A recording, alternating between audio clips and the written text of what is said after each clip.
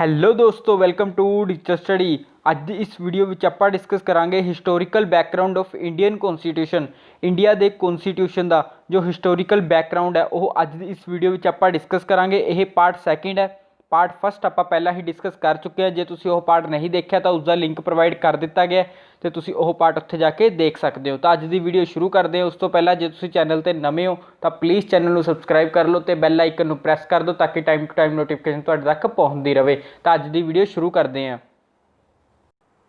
ਜੇ ਅੱਜ ਦੇ ਟੌਪਿਕ ਨੂੰ ਸ਼ੁਰੂ ਕਰਨ ਤੋਂ ਪਹਿਲਾਂ ਆਪਾਂ ਗੱਲ ਕਰੀਏ ਈਸਟ ਇੰਡੀਆ ਕੰਪਨੀ ਦੀ ਕਿ ਕਿਸ ਤਰ੍ਹਾਂ ਈਸਟ ਇੰਡੀਆ ਕੰਪਨੀ ਸੀਗੀ ਜੋ ਉਹਦੀ ਐਸਟੈਬਲਿਸ਼ਮੈਂਟ ਹੋਈ ਸੀ 1600 ਦੇ ਵਿੱਚ, ਤੇ ਉਸ ਤੋਂ ਬਾਅਦ ਜੋ ਇਹਦੇ ਮੈਂਬਰ ਸੀਗੇ ਈਸਟ ਇੰਡੀਆ ਕੰਪਨੀ ਦੇ ਉਹਨਾਂ ਨੇ ਕਿਸ ਤਰ੍ਹਾਂ ਜੋ ਉਹਨਾਂ ਨੂੰ ਰਾਈਟ ਮਿਲੇ ਹੋਏ ਸੀਗੇ ਉਹਦਾ ਮਿਸਯੂਜ਼ ਕਰਨਾ ਸ਼ੁਰੂ ਕਰਿਆ ਸੀਗਾ। ਤੇ ਉਸ ਤੋਂ ਬਾਅਦ ਜੋ ਬ੍ਰਿਟੇਨ ਗੌਰਮੈਂਟ ਸੀਗੀ ਉਸਨੇ ਕਿਸ ਤਰ੍ਹਾਂ ਐਕਟ ਬਣਾ ਕੇ ਈਸਟ ਇੰਡੀਆ ਕੰਪਨੀ ਨੂੰ ਕੰਟਰੋਲ ਕੀਤਾ ਸੀਗਾ, ਆਪਣੇ ਅੰਡਰ ਲਿੱਤਾ ਸੀਗਾ।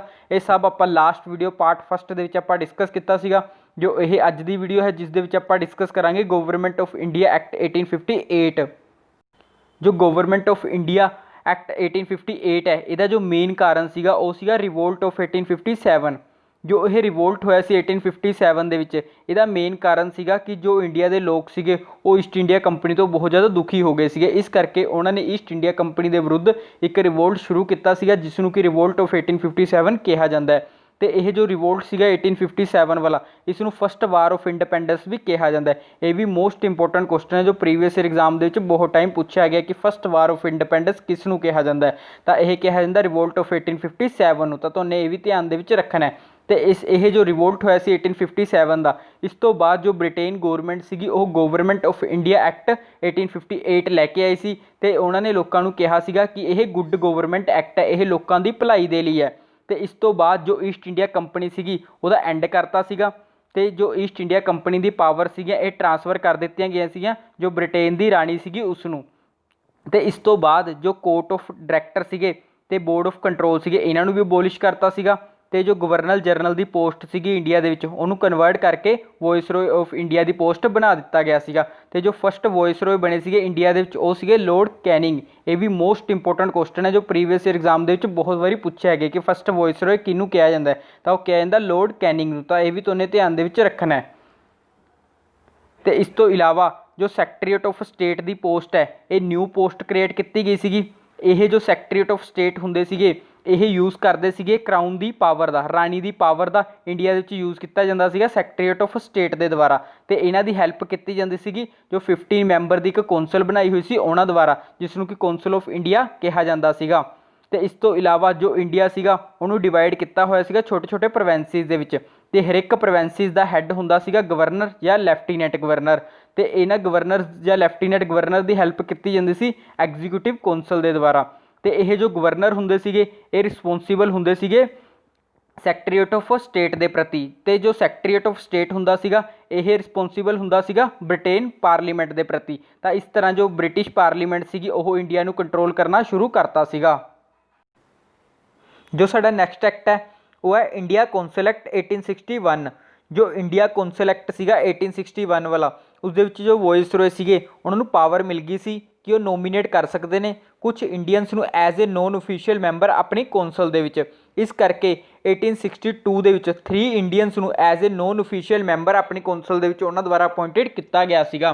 ਤੇ ਇਸ ਤੋਂ ਬਾਅਦ ਜੋ ਪੋਰਟਫੋਲੀਓ ਸਿਸਟਮ ਹੈ ਇਹ ਲੋਰਡ ਕੈਨਿੰਗ ਦੇ ਦੁਆਰਾ ਇੰਟਰੋਡਿਊਸ ਕੀਤਾ ਗਿਆ ਸੀਗਾ 1859 ਦੇ ਵਿੱਚ। ਇਹ ਜੋ ਪੋਰਟਫੋਲੀਓ ਸਿਸਟਮ ਸੀਗਾ ਇਹ ਤਾਂ ਇੰਟਰੋਡਿਊਸ ਕੀਤਾ ਗਿਆ ਸੀਗਾ ਤਾਂ ਕਿ ਕੰਮ ਨੂੰ ਵੰਡਿਆ ਜਾਵੇ ਅਮੰਗ ਦਾ ਮੈਂਬਰ ਦੇ ਵਿੱਚ ਇਹਨਾਂ ਕੰਮ ਨੂੰ ਵੰਡਿਆ ਜਾ ਸਕੇ ਤਾਂ ਕਿ ਹਰ ਇੱਕ ਮੈਂਬਰ ਦਾ ਜੋ ਕੰਮ ਹੈ ਉਹ ਘਟ ਜਾਵੇ। ਤੇ ਇਸ ਤੋਂ ਬਾਅਦ ਜੋ ਵਾਇਸਰੋਏ ਸੀਗੇ ਉਹਨਾਂ ਨੂੰ ਪਾਵਰ ਮਿਲ ਗਈ ਸੀਗੀ ਇਸ਼ੂ ਕਰਨ ਦੀ ਆਰਡੀਨੈਂਸ ਇੱਕ ਤਰ੍ਹਾਂ ਦਾ ਆਪਾਂ ਕਹਿ ਸਕਦੇ ਹਾਂ ਇੱਕ ਟੈਂਪਰੇਰੀ ਲਾਅ ਹੁੰਦਾ ਜਿਸ ਦੀ ਕਿ ਵੈਲਿਡਿਟੀ ਸੀਗੀ 6 ਮੰਥ। ਜੋ ਇਹ ਪਾਵਰ ਸੀਗੀ ਇਹ ਵਾਇਸਰੋਏ ਨੂੰ ਮਿਲੀ ਸੀ। ਪਰ ਜਿਹੜੀ ਹੁਣ ਆਰਡੀਨੈਂਸ ਦੀ ਪਾਵਰ ਹੈ ਇਹ ਜੇ ਆਪਾਂ ਗੱਲ ਕਰੀਏ ਸੈਂਟਰ ਦੇ ਵਿੱਚ ਤਾਂ ਸੈਂਟਰ ਦੇ ਵਿੱਚ ਇਹ ਪ੍ਰੈਜ਼ੀਡੈਂਟ ਕੋਲ ਹੁੰਦੀ ਹੈ। ਜੇ ਆਪਾਂ ਸਟੇਟ ਦੀ ਗੱਲ ਕਰੀਏ ਆਰਡੀਨੈਂਸ ਦੀ ਪਾਵਰ ਜਿਹੜੀ ਹੁੰਦੀ ਹੈ ਉਹ ਸਟੇਟ ਦੇ ਵਿੱਚ ਗਵਰਨਰ ਦੇ ਕੋਲ ਹੁੰਦੀ ਹੈ। ਤਾਂ ਇਸ ਤੋਂ ਬਾਅਦ ਜੋ ਸਾਡਾ ਨੈਕਸਟ ਐਕਟ ਸੀਗਾ ਉਹ ਸੀਗਾ ਇੰਡੀਆ ਕੌਂਸਲ ਐਕਟ 1892। ਜੋ ਇਹ ਐਕਟ ਸੀਗਾ ਇਸ ਦੇ ਵਿੱਚ ਜੋ ਕੌਂਸਲ ਸੀਗੀ ਉਸਦੇ ਜੋ ਮੈਂਬਰ ਸੀਗੇ ਉਹਨਾਂ ਨੂੰ ਪਾਵਰ ਮਿਲ ਗਈ ਸੀ ਕਿ ਉਹ ਡਿਸਕਸ ਕਰ ਸਕਦੇ ਨੇ ਬਜਟ ਨੂੰ। ਇਸ ਤੋਂ ਪਹਿਲਾਂ ਜੋ ਇਹ ਪਾਵਰ ਸੀਗੀ ਇਹ ਇਹਨਾਂ ਕੋਲ ਹੁੰਦੀ ਨਹੀਂ ਸੀਗੀ, ਪਰ ਇਹ ਜਿਹੜੀ ਇੰਡੀਆ ਕੌਂਸਲ ਐਕਟ 1892 ਦੇ ਵਿੱਚ ਇਹਨਾਂ ਨੂੰ ਪਾਵਰ ਮਿਲ ਗਈ ਸੀਗੀ। ਤੇ ਜੋ ਸਾਡਾ ਨੈਕਸਟ ਐਕਟ ਹੈ ਉਹ ਹੈ ਇੰਡੀਆ ਕੌਂਸਲ ਐਕਟ 1909। ਜੋ ਇੰਡੀਆ ਕੌਂਸਲ ਐਕਟ ਸੀਗਾ 1909 ਵਾਲਾ, ਇਸ ਨੂੰ ਮੋਰਲੇ ਮੋਂਟੇ ਰਿਫੋਰਮ ਵੀ ਕਿਹਾ ਜਾਂਦਾ ਸੀਗਾ, ਕਿਉਂਕਿ ਜੋ ਮੋਰਲੇ ਸੀਗੇ ਇਸ ਦੇ ਵਿੱਚ ਜੋ ਮੋਰਲੇ ਸੀਗੇ ਉਹ ਸੈਕਟਰੀਏਟ ਆਫ ਸਟੇਟ ਸੀਗੇ, ਜੋ ਮਿੰਟੋ ਸੀਗੇ ਉਹ ਵਾਇਸਰੋਏ ਸੀਗੇ ਇੰਡੀਆ ਦੇ। ਤੇ ਇਸ ਦੇ ਵਿੱਚ ਜੋ ਲੈਜਿਸਲੇਟਿਵ ਕੌਂਸਲ ਸੀਗੀ ਉਸ ਨੂੰ ਵਧਾ ਕੇ ਸੈਂਟਰ ਦੇ ਵਿੱਚ ਵੀ ਕਰ ਦਿੱਤਾ ਗਿਆ ਸੀਗਾ ਤੇ ਪ੍ਰੋਵਿੰਸਿਸ ਦੇ ਵਿੱਚ ਵੀ ਕਰ ਦਿੱਤਾ ਗਿਆ ਸੀਗਾ। ਤੇ ਜੋ ਮੈਂਬਰ ਸੀਗੇ ਸੈਂਟਰਲ ਲੈਜਿਸਲੇਟਿਵ ਕੌਂਸਲ ਦੇ ਉਸ ਨੂੰ ਵਧਾ ਕੇ 16 ਤੋਂ 60 ਕਰ ਦਿੱਤਾ ਗਿਆ ਸੀਗਾ। ਜੋ ਮੈਜੋਰਟੀ ਸੀਗੀ ਉਹ ਸੈਂਟਰਲ ਲੈਜਿਸਲੇਟਿਵ ਕੌਂਸਲ ਦੇ ਵਿੱਚ ਹੀ ਰਹੇਗੀ ਓਫੀਸ਼ੀਅਲੀ। ਜੇ ਆਪਾਂ ਗੱਲ ਕਰੀਏ ਨੋਨ ਓਫੀਸ਼ੀਅਲੀ ਦੀ ਤਾਂ ਉਹ ਪ੍ਰੋਵਿੰਸਿਸ ਦੇ ਵਿੱਚ ਵੀ ਹੋ ਸਕਦੀ ਸੀਗੀ। ਤੇ ਜੋ ਮੈਂਬਰ ਸੀਗੇ ਲੈਜਿਸਲੇਟਿਵ ਕੌਂਸਲ ਦੇ ਉਹ ਹੁਣ ਆਸਕ ਕਰ ਸਕਦੇ ਸੀ, ਪੁੱਛ ਸਕਦੇ ਸੀਗੇ ਸਪਲੀਮੈਂਟਰੀ ਕੁਐਸਚਨ ਪੁੱਛ ਸਕਦੇ ਸੀ। ਇਸ ਤੋਂ ਪਹਿਲਾਂ ਉਹ ਸਪਲੀਮੈਂਟਰੀ ਕੁਐਸਚਨ ਨਹੀਂ ਪੁੱਛ ਸਕਦੇ ਸੀਗੇ। ਤੇ ਇਸ ਤੋਂ ਇਲਾਵਾ ਜੋ ਸਤਿੰਦਰ ਪ੍ਰਸਾਦ ਸਿਨਹਾ ਸੀਗੇ ਇਹ ਫਸਟ ਇੰਡੀਅਨ ਬਣੇ ਸੀਗੇ ਜਿਨ੍ਹਾਂ ਨੇ ਵਾਇਸਰੋਏ ਦੀ ਐਗਜ਼ੀਕਿਊਟਿਵ ਕੌਂਸਲ ਦੇ ਵਿੱਚ ਜੁਆਇਨ ਕੀਤਾ ਸੀਗਾ। ਇਹ ਵੀ ਮੋਸਟ ਇੰਪੋਰਟੈਂਟ ਕੁਐਸਚਨ ਹੈ ਜੋ ਤੁਹਾਨੂੰ ਧਿਆਨ ਦੇ ਵਿੱਚ ਰੱਖਣਾ ਕਿ ਸਤਿੰਦਰ ਪ੍ਰਸਾਦ ਸਿਨਹਾ ਜੋ ਸੀਗੇ ਉਹ ਫਸਟ ਇੰਡੀਅਨ ਸੀਗੇ ਜਿਨ੍ਹਾਂ ਨੇ ਵਾਇਸਰੋਏ ਦੀ ਐਗਜ਼ੀਕਿਊਟਿਵ ਕੌਂਸਲ ਦੇ ਵਿੱਚ ਜੁਆਇਨ ਕੀਤਾ ਸੀਗਾ। ਤੇ ਇਸ ਤੋਂ ਇਲਾਵਾ ਜੋ ਕਮਿਊਨਲ ਰਿਪਰੈਜ਼ੈਂਟੇਸ਼ਨ ਸੀਗੀ ਇੰਟਰੋਡਿਊਸ ਕੀਤੀ ਗਈ ਸੀ ਮੁਸਲਿਮ ਦੇ ਲਈ, ਇਹ ਇਸ ਐਕਟ ਦੇ ਵਿੱਚ ਹੀ ਕੀਤੀ ਗਈ ਸੀ ਕਿ ਮੁਸਲਮਾਨ ਹੈ ਜੋ ਉਹ ਮੁਸਲਮਾਨ ਨੂੰ ਹੀ ਵੋਟ ਕਰੇਗਾ ਤੇ ਮੁਸਲਮਾਨ ਨੂੰ ਹੀ ਆਪਣਾ ਰਿਪਰੈਜ਼ੈਂਟੇਟਿਵ ਬਣਾਏਗਾ। ਤਾਂ ਇਸ ਦੇ ਵਿੱਚ ਇਹ ਸਟਾਰਟ ਹੋ ਚੁੱਕੀ ਸੀਗੀ। ਜੋ ਲੋਰਡ ਮਿੰਟੋ ਨੇ ਇਹਨਾਂ ਨੂੰ ਫਾਦਰ ਮੰਨਿਆ ਜਾਂਦਾ ਹੈ ਕਮਿਊਨਲ ਇਲੈਕਟੋਰੇਟ ਦਾ, ਇਹ ਵੀ ਤੁਹਾਨੂੰ ਧਿਆਨ ਦੇ ਵਿੱਚ ਰੱਖਣਾ ਹੈ। ਜੋ ਸਾਡਾ ਨੈਕਸਟ ਐਕਟ ਹੈ ਉਹ ਹੈ ਗਵਰਨਮੈਂਟ ਆਫ ਇੰਡੀਆ ਐਕਟ 1919। ਜੋ ਸਾਡਾ 1919 ਵਾਲਾ ਐਕਟ ਹੈ ਇਸ ਨੂੰ ਮੋਂਟੈਗੋ ਚੈਮਸਫੋਰਡ ਰਿਫੋਰਮ ਵੀ ਕਿਹਾ ਜਾਂਦਾ ਹੈ। ਇਹ ਜੋ ਮੋਂਟੈਗੋ ਸੀਗੇ ਇਸ ਦੇ ਵਿੱਚ ਇਹ ਸੀਗੇ ਸੈਕਟਰੀਏਟ ਆਫ ਸਟੇਟ, ਜੋ ਚੈਮਸਫੋਰਡ ਹੁੰਦੇ ਸੀਗੇ ਇਹ ਵਾਇਸਰੋਏ ਹੁੰਦੇ ਸੀਗੇ ਇੰਡੀਆ ਦੇ। ਤੇ ਇਸ ਦੇ ਵਿੱਚ ਸੈਪਰੇਟ ਕਰ ਦਿੱਤਾ ਗਿਆ ਸੀ, ਅਲੱਗ ਕਰ ਲਿੱਤਾ ਗਿਆ ਸੀਗਾ ਸੈਂਟਰਲ ਤੇ ਪ੍ਰੋਵਿੰਸਿਸ ਦੇ ਸਬਜੈਕਟਾਂ ਨੂੰ। ਸਟੇਟ ਤੇ ਸੈਂਟਰ ਦੇ ਜੋ ਸਬਜੈਕਟ ਸੀਗੇ ਉਹ ਦੋਨਾਂ ਨੂੰ ਡਿਫਰੈਂਟ ਕਰ ਦਿੱਤਾ ਗਿਆ ਸੀਗਾ। ਜੋ ਮੇਨ ਸਬਜੈਕਟ ਸੀਗੇ ਉਹ ਸੈਂਟਰਲ ਲਿਸਟ ਦੇ ਵਿੱਚ ਪਾ ਦਿੱਤੇ ਗਏ ਸੀਗੇ। ਤੇ ਇਸ ਤੋਂ ਇਲਾਵਾ ਜੋ ਪ੍ਰੋਵਿੰਸਿਸ ਸੀਗੀ ਉਸਦੇ ਜੋ ਸਬਜੈਕਟ ਸੀਗੇ ਉਹਨਾਂ ਨੂੰ ਫਰਦਰ 2 ਪਾਰਟ ਦੇ ਵਿੱਚ ਡਿਵਾਈਡ ਕਰ ਦਿੱਤਾ ਗਿਆ ਸੀਗਾ, ਰਿਜ਼ਰਵ ਤੇ ਟਰਾਂਸਫਰ।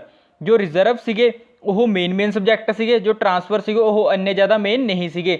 ਜੋ ਟਰਾਂਸਫਰ ਸਬਜੈਕਟ ਸੀਗੇ ਉਹ ਐਡਮਿਨਿਸਟ੍ਰੇਟ ਕੀਤੇ ਜਾਂਦੇ ਸੀ ਗਵਰਨਰ ਦੇ ਦੁਆਰਾ with the help of minister ਦੀ, ਤੇ ਉਹ ਰਿਸਪੌਂਸੀਬਲ ਹੁੰਦੇ ਸੀਗੇ ਲੈਜਿਸਲੇਟਿਵ ਕੌਂਸਲ ਦੇ ਪ੍ਰਤੀ ਵੀ ਉਹ ਰਿਸਪੌਂਸੀਬਲ ਹੁੰਦੇ ਸੀਗੇ। ਪਰ ਜੋ ਰਿਜ਼ਰਵ ਸਬਜੈਕਟ ਸੀਗੇ ਉਹ ਐਡਮਿਨਿਸਟ੍ਰੇਟ ਕੀਤੇ ਜਾਂਦੇ ਸੀ ਗਵਰਨਰ ਦੇ ਦੁਆਰਾ ਤੇ ਐਗਜ਼ੀਕਿਊਟਿਵ ਕੌਂਸਲ ਦੀ ਹੈਲਪ ਦੇ ਨਾਲ, ਪਰ ਉਹ ਕਿਸੇ ਦੇ ਪ੍ਰਤੀ ਰਿਸਪੌਂਸੀਬਲ ਨਹੀਂ ਹੁੰਦੇ ਸੀਗੇ। ਤੇ ਇਸ ਦੇ ਵਿੱਚ ਜੋ ਡਰਾਚੀ ਸਿਸਟਮ ਸੀਗਾ ਜਿਸ ਨੂੰ ਆਪਾਂ ਡਿਊਲ ਗਵਰਨਮੈਂਟ ਵੀ ਕਿਹਾ ਜਾਂਦਾ ਇਹ ਇੰਟਰੋਡਿਊਸ ਕੀਤਾ ਗਿਆ ਸੀਗਾ ਇਨ ਪ੍ਰੋਵਿੰਸਿਸ ਦੇ ਵਿੱਚ। ਤੇ ਫਸਟ ਟਾਈਮ ਜੋ ਇਲੈਕਸ਼ਨ ਹੋਏ ਸੀਗੇ ਉਹ ਇਸੀ ਐਕਟ ਦੇ ਅੰਡਰ ਹੋਏ ਸੀਗੇ। ਤੇ ਇਸ ਤੋਂ ਇਲਾਵਾ ਜੋ ਸੈਂਟਰਲ ਲੈਜਿਸਲੇਟਿਵ ਸੀਗੀ ਉਸ ਨੂੰ ਬਾਈ ਕੈਮਰਲ ਬਣਾ ਦਿੱਤਾ ਗਿਆ ਸੀਗਾ, ਜਿਵੇਂ ਕਿ ਅੱਜ ਕੱਲ੍ਹ ਹੈ ਅਪਰ ਹਾਊਸ ਤੇ ਲੋਅਰ ਹਾਊਸ, ਉਵੇਂ ਹੀ ਇਸ ਐਕਟ ਦੇ ਅੰਡਰ ਸੈਂਟਰਲ ਲੈਜਿਸਲੇਟਿਵ ਸੀਗੀ ਜੋ ਉਸ ਨੂੰ ਬਾਈ ਕੈਮਰਲ ਕਰਤਾ ਸੀਗਾ। ਤੇ ਆਪਾਂ ਪਿਛਲੀ ਐਕਟ ਦੇ ਵਿੱਚ ਦੇਖਿਆ ਸੀਗਾ ਕਿ ਜੋ ਕਮਿਊਨਲ ਰਿਪਰੈਜ਼ੈਂਟੇਸ਼ਨ ਹੈ ਉਹ ਸਿਰਫ ਮੁਸਲਮਾਨਾਂ ਨੂੰ ਦਿੱਤੀ ਗਈ ਸੀ, ਪਰ ਇਸ ਐਕਟ ਦੇ ਵਿੱਚ ਇਹ ਕਮਿਊਨਲ ਰਿਪਰੈਜ਼ੈਂਟੇਸ਼ਨ ਹੈ ਜੋ ਇਹ ਸਿੱਖਸ ਨੂੰ ਵੀ ਦੇਤੀ ਸੀ, ਕ੍ਰਿਸਚਨ ਨੂੰ ਵੀ ਦੇਤੀ ਸੀ ਤੇ ਐਂਗਲੋ ਇੰਡੀਅਨਸ ਨੂੰ ਵੀ ਦੇਤੀ ਸੀਗੀ। ਜੋ ਸਾਡਾ ਨੈਕਸਟ ਹੈ ਉਹ ਹੈ ਸਾਈਮਨ ਕਮਿਸ਼ਨ। ਇਹ ਜੋ ਸਾਈਮਨ ਕਮਿਸ਼ਨ ਸੀਗਾ ਇਹ ਸਰ ਜੋਨ ਸਾਈਮਨ ਦੇ ਅੰਡਰ ਆਇਆ ਸੀਗਾ, ਉਹ ਇਹਦੇ ਹੈੱਡ ਹੁੰਦੇ ਸੀਗੇ। ਇਹ ਜੋ ਸਾਈਮਨ ਕਮਿਸ਼ਨ ਇੰਡੀਆ ਦੇ ਵਿੱਚ ਆਇਆ ਸੀ ਇਹ ਆਇਆ ਸੀਗਾ 1927 ਦੇ ਵਿੱਚ। ਇਹ ਆਇਆ ਸੀਗਾ ਇੰਡੀਆ ਦੇ ਵਿੱਚ ਇਨਕੁਆਇਰੀ ਕਰਨ ਦੇ ਲਈ, ਜਿਹੜੀ ਵਰਕਿੰਗ ਹੋਈ ਸੀਗੀ ਐਕਟ ਆਫ 1919 ਦੇ ਵਿੱਚ। 1919 ਦਾ ਜੋ ਐਕਟ ਸੀਗਾ ਉਹਦੀ ਇਨਕੁਆਇਰੀ ਕਰਨ ਦੇ ਲਈ ਇਹ ਇੰਡੀਆ ਦੇ ਵਿੱਚ ਆਇਆ ਸੀਗਾ, ਪਰ ਇੰਡੀਅਨਸ ਨੇ ਇਸ ਨੂੰ ਐਕਸੈਪਟ ਨਹੀਂ ਕੀਤਾ ਸੀਗਾ ਕਿਉਂਕਿ ਇਹਦੇ ਵਿੱਚ ਜੋ ਮੈਂਬਰ ਸੀਗੇ ਸਾਰੇ ਦੇ ਸਾਰੇ ਬ੍ਰਿਟਿਸ਼ਰ ਸੀਗੇ। ਤਾਂ ਜੋ ਇਹ ਸਾਈਮਨ ਕਮਿਸ਼ਨ ਸੀਗਾ ਇਸ ਨੇ ਆਪਣੀ ਰਿਪੋਰਟ ਸਬਮਿਟ ਕਰਵਾਈ ਸੀਗੀ 1930 ਦੇ ਵਿੱਚ। 1930 ਦੇ ਵਿੱਚ ਇਸ ਨੇ ਆਪਣੀ ਰਿਪੋਰਟ ਸਬਮਿਟ ਕਰਵਾਈ ਸੀਗੀ ਬ੍ਰਿਟਿਸ਼ ਪਾਰਲੀਮੈਂਟ ਦੇ ਕੋਲ, ਤੇ ਉਸ ਤੋਂ ਬਾਅਦ ਜੋ ਬ੍ਰਿਟਿਸ਼ ਪਾਰਲੀਮੈਂਟ ਸੀਗੀ ਉਸਨੇ ਇਸ ਨੂੰ ਚੈੱਕ ਕੀਤਾ ਸੀਗਾ ਤੇ ਇਹ ਸਾਈਮਨ ਕਮਿਸ਼ਨ ਦੇ ਵਿੱਚ ਪ੍ਰਪੋਜ਼ਲ ਦਿੱਤਾ ਹੋਇਆ ਸੀਗਾ 3 ਰਾਊਂਡ ਟੇਬਲ ਕਾਨਫਰੰਸ ਦਾ, ਜੋ ਕਿ 3 ਰਾਊਂਡ ਟੇਬਲ ਕਾਨਫਰੰਸ ਜਿਵੇਂ ਕਿ ਆਪਾਂ ਸਾਰਿਆਂ ਨੂੰ ਪਤਾ ਹੋਈ ਸੀਗੀ। ਤੇ ਜੋ ਸੈਕਿੰਡ ਰਾਊਂਡ ਟੇਬਲ ਕਾਨਫਰੰਸ ਸੀਗੀ ਉਹ ਗਾਂਧੀ ਜੀ ਨੇ ਅਟੈਂਡ ਕੀਤੀ ਸੀਗੀ ਤੇ ਫਸਟ ਤੇ ਥਰਡ ਰਾਊਂਡ ਟੇਬਲ ਕਾਨਫਰੰਸ ਸੀ ਗਾਂਧੀ ਜੀ ਨੇ ਅਟੈਂਡ ਨਹੀਂ ਕੀਤੀ ਸੀ। ਤੇ ਜੋ ਸਾਡਾ ਨੈਕਸਟ ਐਕਟ ਹੈ ਉਹ ਹੈ ਗਵਰਨਮੈਂਟ ਆਫ ਇੰਡੀਆ ਐਕਟ 1935। ਜੋ ਸਾਡਾ ਇਹ ਗਵਰਨਮੈਂਟ ਆਫ ਇੰਡੀਆ ਐਕਟ 1935 ਸੀਗਾ ਇਸ ਨੂੰ ਇੰਡੀਆ ਦੇ ਕੌਨਸਟੀਟਿਊਸ਼ਨ ਦਾ ਬਲੂ ਪ੍ਰਿੰਟ ਵੀ ਕਿਹਾ ਜਾਂਦਾ ਹੈ, ਕਿਉਂਕਿ ਆਪਣੇ ਇੰਡੀਆ ਦੇ ਕੌਨਸਟੀਟਿਊਸ਼ਨ ਦੇ ਵਿੱਚ ਇਸ ਐਕਟ ਦੇ ਵਿੱਚੋਂ ਡਾਇਰੈਕਟਲੀ ਬਹੁਤ ਪਾਰਟ ਲਏ ਗਏ ਨੇ, ਇਸ ਕਰਕੇ ਇਸ ਨੂੰ ਬਲੂ ਪ੍ਰਿੰਟ ਕਿਹਾ ਜਾਂਦਾ ਆਪਣੇ ਇੰਡੀਆ ਦੇ ਕੌਨਸਟੀਟਿਊਸ਼ਨ ਦਾ। ਤਾਂ ਜੋ ਇਹ ਐਕਟ ਸੀਗਾ ਇਸ ਦੇ ਵਿੱਚ 321 ਸੈਕਸ਼ਨ ਸੀਗੇ ਤੇ 10 ਸ਼ਡਿਊਲ ਸੀਗੇ। ਤੇ ਇਸ ਤੋਂ ਇਲਾਵਾ ਜੋ ਡਰਾਚੀ ਸਿਸਟਮ ਆਪਾਂ ਪ੍ਰੀਵੀਅਸ ਹੀ ਪੜ੍ਹਿਆ ਕਿ ਡਰਾਚੀ ਸਿਸਟਮ ਨੂੰ ਪ੍ਰੋਵਿੰਸਿਸ ਦੇ ਵਿੱਚ ਲਾਗੂ ਕਰਤਾ ਸੀਗਾ, ਸ਼ੁਰੂ ਕਰਤਾ ਸੀਗਾ, ਪਰ ਇਸ ਐਕਟ ਦੇ ਵਿੱਚ ਜੋ ਡਰਾਚੀ ਸਿਸਟਮ ਸੀਗਾ ਉਹਨੂੰ ਅਬੋਲਿਸ਼ ਕਰਤਾ ਸੀਗਾ ਪ੍ਰੋਵਿੰਸਿਸ ਦੇ ਵਿੱਚ, ਪਰ ਇੰਟਰੋਡਿਊਸ ਕਰਤਾ ਸੀਗਾ ਸੈਂਟਰ ਲੈਵਲ ਤੇ। ਇਸ ਤੋਂ ਇਲਾਵਾ ਜੋ ਤੇ ਇਸ ਤੋਂ ਇਲਾਵਾ ਜੋ ਸਬਜੈਕਟ ਸੀਗੇ ਉਹਨਾਂ ਨੂੰ 3 ਲਿਸਟ ਦੇ ਵਿੱਚ ਡਿਵਾਈਡ ਕਰਤਾ ਸੀਗਾ। ਜੋ ਫਸਟ ਲਿਸਟ ਸੀਗੀ ਉਹ ਸੀਗੀ ਫੈਡਰਲ ਲਿਸਟ, ਜੋ ਸੈਕਿੰਡ ਲਿਸਟ ਸੀਗੀ ਉਹ ਸੀਗੀ ਪ੍ਰੋਵਿੰਸ਼ੀਅਲ ਲਿਸਟ, ਜੋ ਥਰਡ ਲਿਸਟ ਸੀਗੀ ਉਹ ਸੀਗੀ ਕੌਨਕਰੈਂਟ ਲਿਸਟ। ਜਿਵੇਂ ਕਿ ਆਪਾਂ ਹੁਣ ਵੀ ਦੇਖਦੇ ਹਾਂ ਕਿ ਜੋ ਇੰਡੀਆ ਦੇ ਵਿੱਚ ਸਬਜੈਕਟ ਨੇ ਉਹਨਾਂ ਨੂੰ 3 ਲਿਸਟ ਦੇ ਵਿੱਚ ਡਿਵਾਈਡ ਕੀਤਾ ਹੋਇਆ। ਜੋ ਫਸਟ ਲਿਸਟ ਹੈ ਉਹ ਹੈ ਸੈਂਟਰਲ ਲਿਸਟ, ਜੋ ਸੈਕਿੰਡ ਲਿਸਟ ਹੈ ਉਹ ਹੈ ਸਟੇਟ ਲਿਸਟ, ਜੋ ਥਰਡ ਹੈ ਉਹ ਹੈ ਕੌਨਕਰੈਂਟ ਲਿਸਟ। ਤੇ ਇਸ ਤੋਂ ਇਲਾਵਾ ਜੇ ਕੋਈ ਸਬਜੈਕਟ ਰਹਿ ਜਾਂਦਾ ਸੀਗਾ ਤਾਂ ਉਸ ਨੂੰ ਵਾਇਸਰੋਏ ਦੁਆਰਾ ਡੀਲ ਕੀਤਾ ਜਾਂਦਾ ਸੀਗਾ ਤੇ ਵਾਇਸਰੋਏ ਨੂੰ ਰੈਜ਼ੀਡਿਊਰੀ ਦੀ ਪਾਵਰ ਦਿੱਤੀ ਸੀਗੀ। ਤੇ ਜੋ ਗਵਰਨਰ ਸੀਗਾ ਉਸ ਨੂੰ ਰਿਕੁਆਇਰਡ ਕਰਤਾ ਸੀਗਾ ਕਿ ਉਹ ਐਕਟ ਕਰੇਗਾ on the advice of minister ਦੀ। ਜੋ ਮਿਨਿਸਟਰ ਕਹਿਣਗੇ ਉਹੀ ਗਵਰਨਰ ਕਰੇਗਾ, ਜਿਵੇਂ ਕਿ ਹੁਣ ਵੀ ਹੁੰਦਾ ਹੈ। ਜੋ ਮਿਨਿਸਟਰ ਕਹਿੰਦੇ ਨੇ ਉਹੀ ਗਵਰਨਰ ਨੂੰ ਫੋਲੋ ਕਰਨਾ ਪੈਂਦਾ ਤੇ ਉਹੀ ਉਸ ਨੂੰ ਸਟੇਟ ਦੇ ਵਿੱਚ ਲਾਗੂ ਕਰਨਾ ਪੈਂਦਾ। ਤਾਂ ਇਹ ਇਸ ਐਕਟ ਦੇ ਵਿੱਚ ਹੀ ਸ਼ੁਰੂ ਹੋਇਆ ਸੀਗਾ। ਤੇ ਜੋ ਇਹ ਐਕਟ ਸੀਗਾ ਇਹ ਇਫੈਕਟ ਦੇ ਵਿੱਚ ਆਇਆ ਸੀਗਾ 1937 ਦੇ ਵਿੱਚ, ਤੇ ਇਹ 1939 ਦੇ ਵਿੱਚ ਅਬੋਲਿਸ਼ ਹੋ ਗਿਆ ਸੀਗਾ। ਜੋ 11 ਪ੍ਰੋਵਿੰਸਿਸ ਸੀਗੇ ਉਹਨਾਂ ਦੇ ਵਿੱਚੋਂ 6 ਨੂੰ ਬਾਈਕੈਮਰਲ ਕਰ ਦਿੱਤਾ ਗਿਆ ਸੀਗਾ। ਇਹਨਾਂ ਵਿੱਚੋਂ ਜਿਨ੍ਹਾਂ ਨੂੰ ਬਾਈਕੈਮਰਲ ਕੀਤਾ ਗਿਆ ਸੀਗਾ ਉਹ ਸੀਗੇ ਬੰਗਾਲ, ਬੰਬੇ, ਬਿਹਾਰ, ਮਦਰਾਸ, ਅਸਾਮ ਤੇ ਯੂਨਾਈਟਿਡ ਪ੍ਰੋਵਿੰਸਿਸ। ਇਹ ਜੋ ਯੂਨਾਈਟਿਡ ਪ੍ਰੋਵਿੰਸਿਸ ਹੈ ਇਹ ਅੱਜ ਦਾ ਯੂਪੀ ਹੈ। ਤੇ ਇਸ ਤੋਂ ਇਲਾਵਾ ਜੋ ਰਿਜ਼ਰਵ ਬੈਂਕ ਆਫ ਇੰਡੀਆ ਜਿਹਨੂੰ ਕਿ ਆਪਾਂ RBI ਵੀ ਕਹਿੰਦੇ ਆ, ਇਹ ਐਸਟੈਬਲਿਸ਼ ਕੀਤਾ ਗਿਆ ਸੀਗਾ ਐਕਟ ਆਫ 1935 ਦੇ ਅੰਡਰ, ਜੋ ਕਿ ਕੰਟਰੋਲ ਕਰਦਾ ਸੀਗਾ ਕਰੰਸੀਸ ਤੇ ਕ੍ਰੈਡਿਟ ਆਫ ਦਾ ਕੰਟਰੀ। ਤੇ ਇਸ ਤੋਂ ਇਲਾਵਾ ਜੋ ਫੈਡਰਲ ਕੋਰਟ ਹੈ ਇਹ ਵੀ ਐਸਟੈਬਲਿਸ਼ ਕੀਤਾ ਗਿਆ ਸੀਗਾ, ਸੈਟਅਪ ਕੀਤਾ ਗਿਆ ਸੀਗਾ 1937 ਦੇ ਵਿੱਚ ਇਸੀ ਐਕਟ ਦੇ ਅੰਡਰ। ਇਸ ਤੋਂ ਬਾਅਦ ਵੀ ਬਹੁਤ ਸਾਰੇ ਇਵੈਂਟ ਹੋਏ ਸੀਗੇ ਜੋ ਕਿ ਹਿਸਟਰੀ ਦਾ ਪਾਰਟ ਹੈ, ਜਿਸ ਨੂੰ ਆਪਾਂ ਹਿਸਟਰੀ ਦੇ ਵਿੱਚ ਡਿਸਕਸ ਕਰਾਂਗੇ। ਜੋ ਸਾਡੀ ਇਹ ਸੀਰੀਜ਼ ਹੈ ਇਸ ਦੇ ਵਿੱਚ ਆਪਾਂ ਹੁਣ ਨੈਕਸਟ ਕਰਾਂਗੇ ਕਿ ਕਿਵੇਂ ਕੌਂਸਟੀਟਿਊਟ ਅਸੈਂਬਲੀ ਬਣੀ, ਕਿਵੇਂ ਕੌਂਸਟੀਟਿਊਸ਼ਨ ਬਣਿਆ, ਉਹ ਆਪਾਂ ਇਸ ਸੀਰੀਜ਼ ਦੇ ਵਿੱਚ ਡਿਸਕਸ ਕਰਾਂਗੇ। ਜੋ ਆਪਾਂ ਇਹ ਪਾਰਟ ਆਪਾਂ ਨੈਕਸਟ ਵੀਡੀਓ ਦੇ ਵਿੱਚ ਡਿਸਕਸ ਕਰਾਂਗੇ। ਅੱਜ ਦੇ ਵੀਡੀਓ ਦੇ ਲਈ ਇੰਨਾ ਹੀ। ਜੇ ਵੀਡੀਓ ਪਸੰਦ ਆਈ ਤਾਂ ਵੀਡੀਓ ਨੂੰ ਵੱਧ ਤੋਂ ਵੱਧ ਲਾਈਕ ਕਰਿਓ ਤੇ ਆਪਣੇ ਫਰੈਂਡਸ ਦੇ ਨਾਲ ਸ਼ੇਅਰ ਕਰਿਓ।